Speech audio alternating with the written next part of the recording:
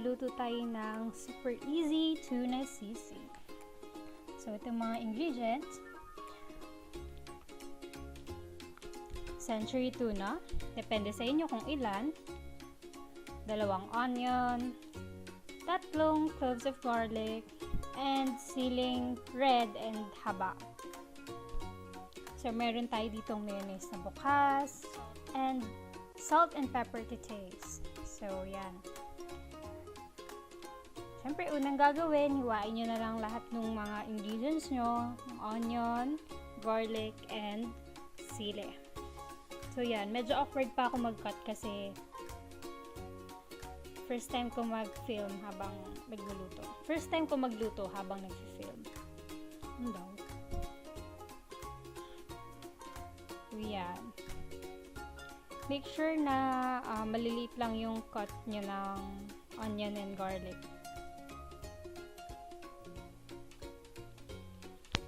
Chop, chop, chop lang.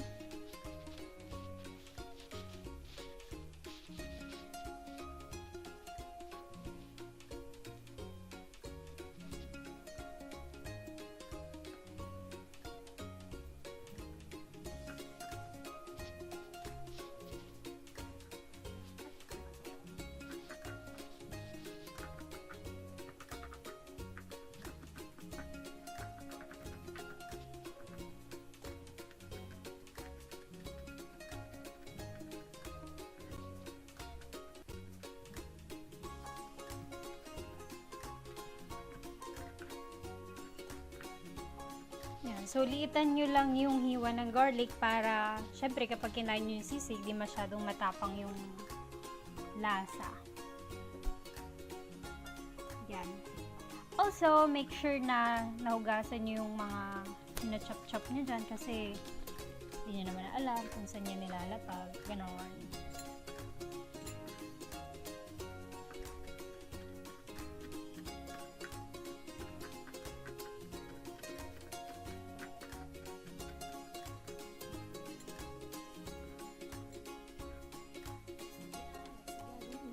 So, ang next na gagawin mo, kumuha ka ng 2 bowl and strainer.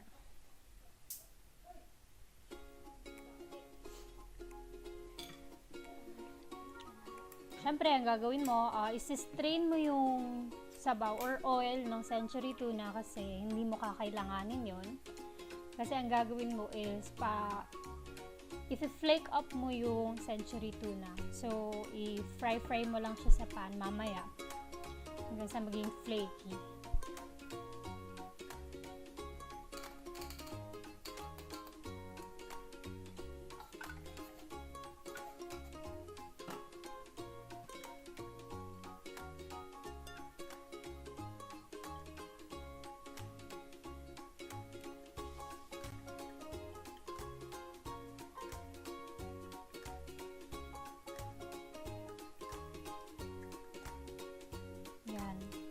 Sapisain mo lang para lumabas yung oil niya. Pero wag super kasi ayaw mo naman na super dry din yung kakainin mo.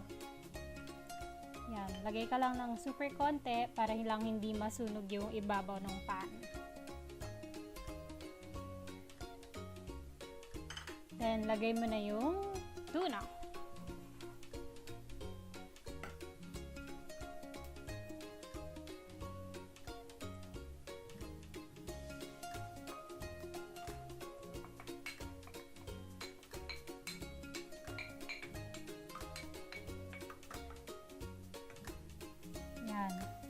So, ang gagawin mo lang, antayin mo lang maging flaky yung century tuna. Yung tipong hindi na siya super lambot and mushy. Yan. Ayan. Pag flaky na, ayan, nabangga ko pa yung tripod. Pwede nyo na siyang tanggalin sa pan and punta na kayo sa lamesa ulit.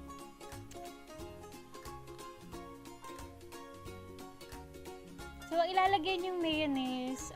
Depende sa inyo kung gaano karami. Pero, for 2 century tuna, maybe 3 or 4 tablespoons ng mayonnaise. Ayan, hassle, diba? Arte ko kasi.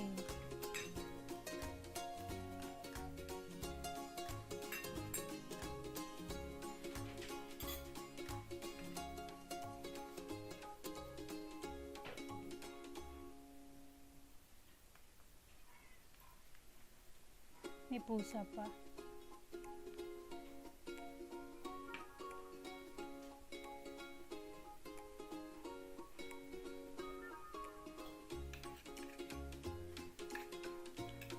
Mix mo lang hanggang sa mag-incorporate na sa lahat ng parts ng tuna yung mayonnaise.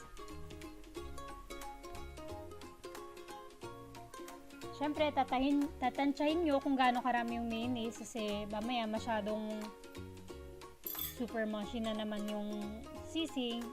Medyo baka maka-affect sa lasa kasi maasim yung mayonnaise. Yan. Lagay mo na yung onion.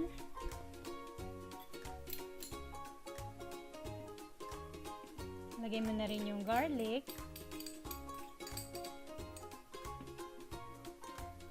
And of course, yung sili. Yan. So, magtitira ako ng konting sili para sa mga etchus pamaya para sa plating.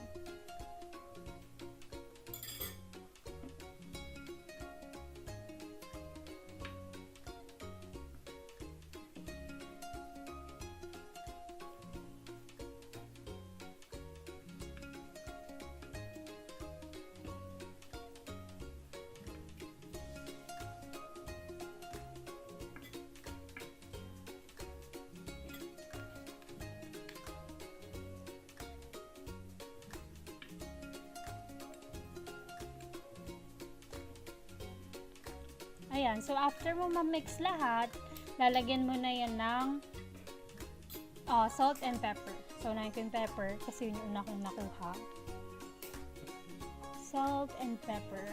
So, according sa taste nyo, kung gaano ulit karami yung ilalagay yung salt and pepper. So, yan. Plating na tayo. Lagyan mo lang yung sili dyan para bongga yung color.